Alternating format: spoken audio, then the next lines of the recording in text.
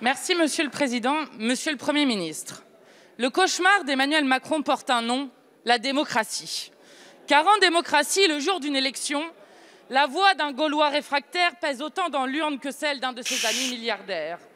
Ne lui en déplaise, dans l'isoloir, la voix de l'homme le plus riche de France, Bernard Arnault, équivaut à celle de Jojo le gilet jaune, d'un non-vacciné, d'une chômeuse ou d'un rien.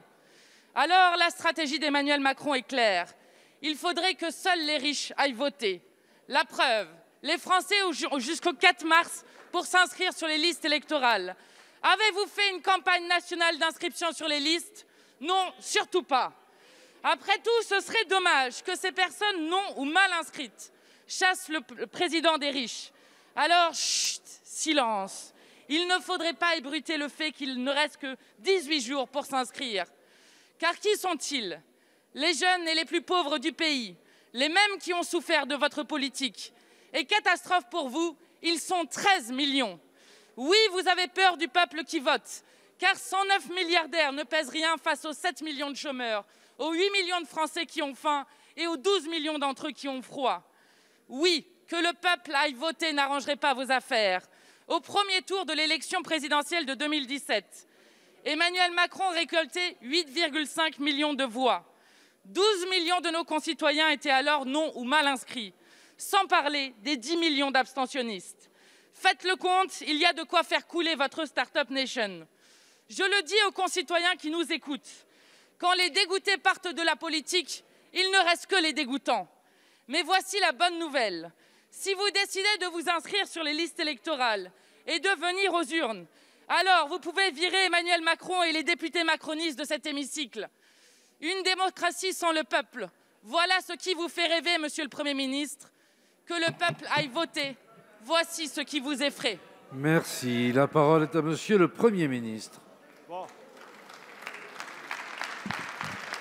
Merci, Monsieur le Président, Mesdames et Messieurs les députés, Madame la Présidente Mathilde Panot. Je ne suis pas sûr que je vous dirai cet après-midi ce qui me fait rêver. Je vais en revanche essayer de répondre factuellement à certains éléments de votre question. Effectivement, nous avons déjà un sujet. 6% de nos concitoyens qui sont en âge de voter, d'exprimer leur droit de vote, ne sont pas inscrits sur les listes électorales et c'est une réelle préoccupation.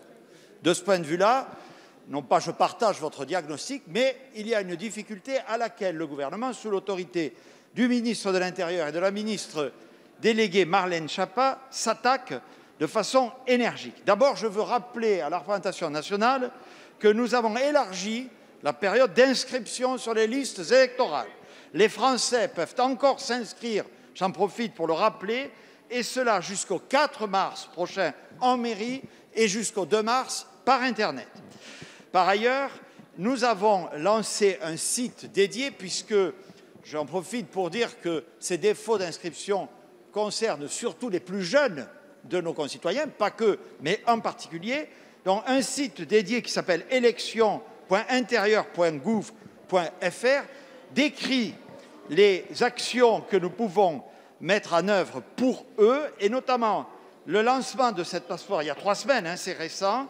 Sachez-le, près de 600 000 personnes s'y sont déjà connectées avec, on le sait, des suites en matière d'inscription sur les listes électorales.